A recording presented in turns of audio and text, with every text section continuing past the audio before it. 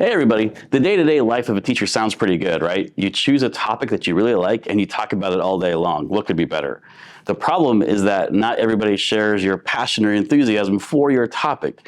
And if they don't share your passion, sometimes students create their own entertainment. And that's when classroom management comes in. And truthfully, that's the hardest part of this job is classroom management. I've never been in the teacher's lounge before and had a social studies teacher say, I've had it with the Declaration of Independence. And I've never heard a chemistry teacher say, I'm done with balancing chemical equations. But I have heard teachers say, if that student rolls their eyes at me one more time, I'm gonna lose it. Or I just can't handle the attitude coming out of that student anymore. Good classroom management makes your job as a teacher way easier and a lot more enjoyable. So today we're going to discuss some things I've learned about classroom management over the last 23 years. This one's the hardest because we're all people, but you can't take it personally. You don't know what kind of trauma and drama a student is going through outside of your classroom.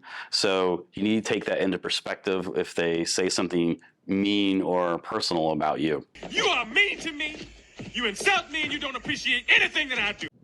I don't take it personally if a student says something ignorant or immature to me, but I do tell them that I want to talk to them after class or something of that nature. I'm not going to make a big conflict out of it, but we're not going to let it slide either. This mustn't register on an emotional level. If the student keeps it going, then you might want to politely ask him or her to join you out in the hallway real quick for a brief discussion, okay? The important thing is that you're getting the student out of the environment. You're not becoming the entertainment for the day. This is not the show that everybody's been waiting for. You know, you take the student in the hallway, you close the door, mostly close the door, what have you, and then I ask the student, what's going on? Why are you talking to me like this? What's happening? How can I help? I want the truth. You can't handle the truth. I try to find a peaceful resolution. We see what's going to happen there at that point in time. If it doesn't seem like things are going well, then you might want to ask the student and say, hey, we're not really getting anywhere. We need to talk this out a little more, figure out a solution. Maybe we need to calm down. I'm going to need you to grab your things and complete this assignment in somebody else's room. And then hopefully you have an arrangement worked out with another teacher in your immediate area where you can like do a little swap for like students who are being problematic and have the student finish the assignment in another room. What you don't want to do is let the student pick the room. Do not let them roam the hallways to find a classroom their friends are in, because then getting kicked out of your room becomes the reward, the fun part. They get to roam around and find their friends and laugh about how they got put out of your room and what they did and whatever else. So just make sure that you do everything politely, calmly, but above all, you cannot take it personally. They're just kids and you're the adult. And that's the thing you've always got to remember in these situations. Knowing where your students are at all times is a really important aspect of classroom management. And to make things simple on myself, I have a one in, one out rule to make sure students don't leave en masse. What that means is that usually if a student says they have to go to the bathroom, a lot of times they'll try and go in groups. So like 2 or 3 kids will try to go to the bathroom. We don't do that. So if 3 kids say they need to go to the bathroom, you're 1, you're 2, you're 3, 1, off you go. 2, you can go when 1 comes back. So this way we do 1 in, 1 out. If 1 decides to roam around for like 20 minutes, I'm sorry 2, I don't know what's going on with number 1, but he's the reason why you can't go to the bathroom right now. And so it's a great way, and a lot of times students will get on each other, you know, when they get back, where have you been? Oh my God, I gotta go, you know. So they'll I actually have to like calm them down and say, stop yelling at them so much, but they'll get on each other, you know, and pester each other to hurry to the bathroom because they realize others are waiting to go and that I'm really not gonna let them out unless they get back. If things get crazy, you know, and like some student has been out for like 30 minutes, yes, I will let another student go eventually. Number 1's gonna find some kind of punishment or something like that. We're gonna have a serious talk, but by letting number 2 go out after, you know, after a good long while anyway, that he or she's been waiting, that makes me look like the good guy, and then we still have the first student on the hook for roaming the hallways. So I'm on them, the students are on them, you know, and it's a great way to make sure that everybody stays in the classroom. Everybody loves a good show, and kids aren't any different. It's really important to make sure that if a student angers you or says something, you know, inappropriate, that you don't explode and react in a really wild or energetic manner. If you do that, they're going to wind you up constantly just to see what happens. I personally do my very best to try and stay reserved and calm if a student says something foolish or immature that angers me. Just try to keep it in, you know, let them know calmly that we need to talk about this, you know, or whatever else. But the flip side is I'm actually a really energetic and enthusiastic person. So I save my energy for positive reinforcement. So if a student gives a right answer, we cheer, I run around the room, I go crazy. If somebody volunteers an answer from that never ever talks, I may feign a heart attack. Was that Billy? Oh my gosh, or whatever else. But if kids want to see a show out of me, they need to do something really positive and really good in order to get positive reinforcement. But it's really important to make sure that you don't put on a show, if something really bad happens in class.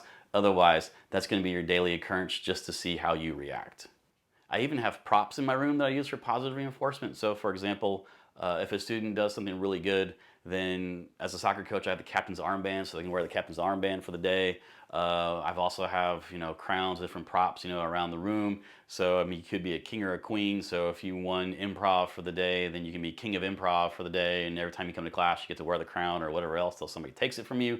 So there's a lot of energy, a lot of enthusiasm in my room, but it's all saved for positive reinforcement, never for anything negative. I do everything I can to try and hold the negativity in if somebody says something outrageous or does something outrageous, because they may not even know. And so it's just really important to stay calm and not become the entertainment for the day. Another aspect of classroom management that helps is to be aware of yourself. It's really important for teachers to model positive social behavior in the classroom. If an adult has a bad day, they're still functional. But for a lot of kids and students, if they're having a bad day, they take it out on others or they take it out on the world. It's okay to tell your students that you're having a bad day. You don't need to give them intimate details or anything, but I've done things like, for example, I've gone into class and said, hey, y'all, I'm going to apologize in advance. I don't mean to be short or rude to anybody. I'm personally having a really bad day right now. I got off to a bad start. I did something silly that made my wife mad, and so I'm trying to deal with that and keep it together. So I apologize in advance. Again, I don't mean to be rude or short with anybody, but the bottom line is everybody be cool and nobody will get hurt. And by setting different standards and guidelines like this, you're showing students that adults have bad days, but the difference between an adult and a student is that when an adult has a bad day, you kind of keep it here. Students and immature individuals are the ones who take their bad day out on everybody else.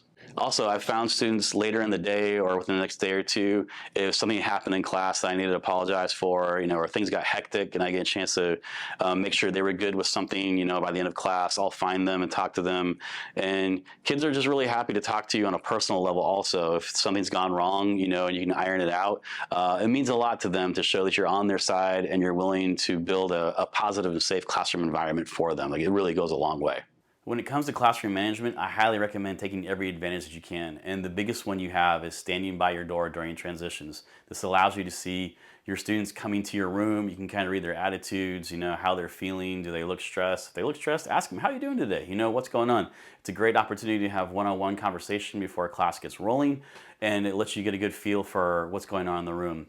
9 times out of 10, if a student has lost it on me for something I've said to them, it's had absolutely nothing to do with me. For example, before class starts, they may have just broken up with their girlfriend, or they may have lost their job, and then they come around the corner and there I am. Tuck in your shirt or put your phone away or something like that. So standing in the hallway gives you a good opportunity to see how your kids are doing before they enter your room and before you have the audience and you have your big interactions and class begins. Another aspect to think about for classroom management is the types of relationships you're fostering with your students, even as things as simple as answering questions. So for example, if I'm wandering around the room and a student has a question, if I walk over and then I'm now standing over that student, it could be kind of like overbearing, it could be kind of intimidating a little bit.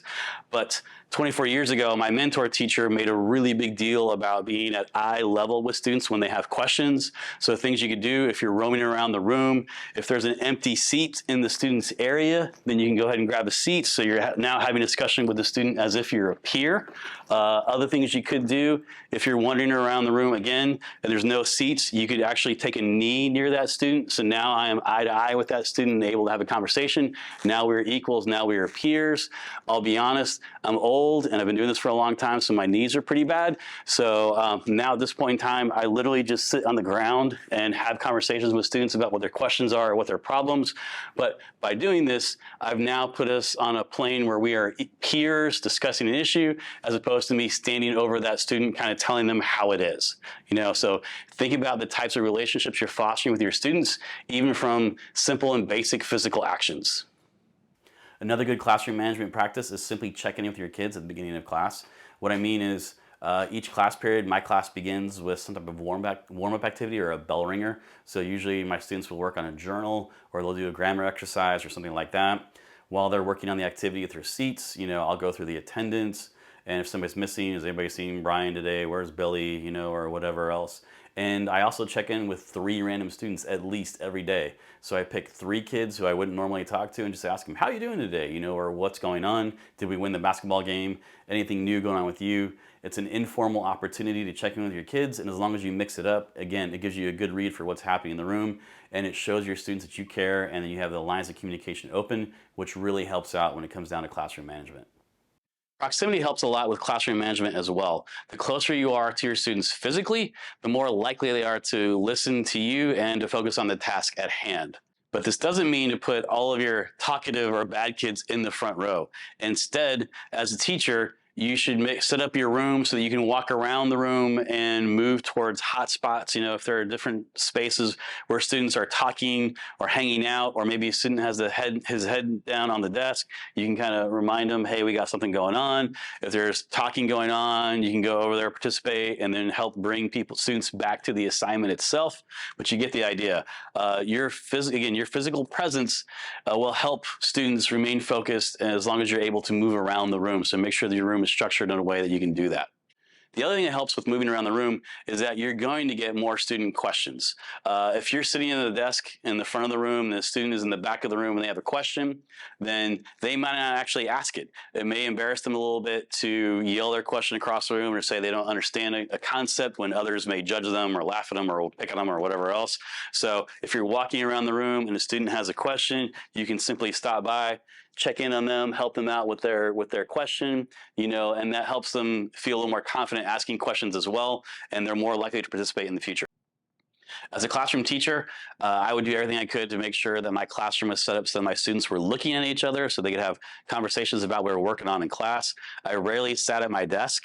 Usually I was walking around the room or sitting at an empty student desk because I always viewed my role as a teacher to be the guide on the side as opposed to the sage on the stage. So just remember that when thinking about classroom management, proximity helps out in a lot of different ways. I also tell my students in the first day of school that we have a bad day clause, that if they tell me they're having a bad day, then they need to let me know. And this cuts down on a lot of trauma and drama in our classroom also. What this means is that a student can come into the room and say, I'm having a bad day. And that means that I personally am going to leave them alone a little bit. So if they need to put their head down on the desk, they need to do something to collect themselves, that's fine. But I also tell them they're having a lot of bad days in a row, they're having a bad life, and the counselors are over there.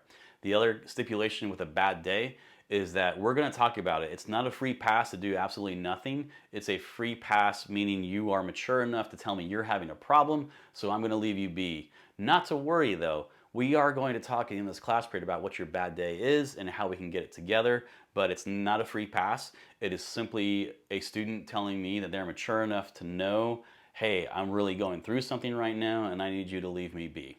Another important aspect to classroom management is to make sure you don't keep score, especially in the beginning of the semester or when the students are new to you.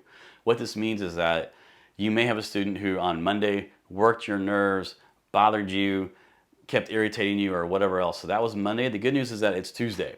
It's a new day. Try to meet it with an open mind and a clean slate. You don't want things to build up. And if Tuesday isn't going very well, the good news is Wednesday can't be too far away. So Wednesday is always a new opportunity.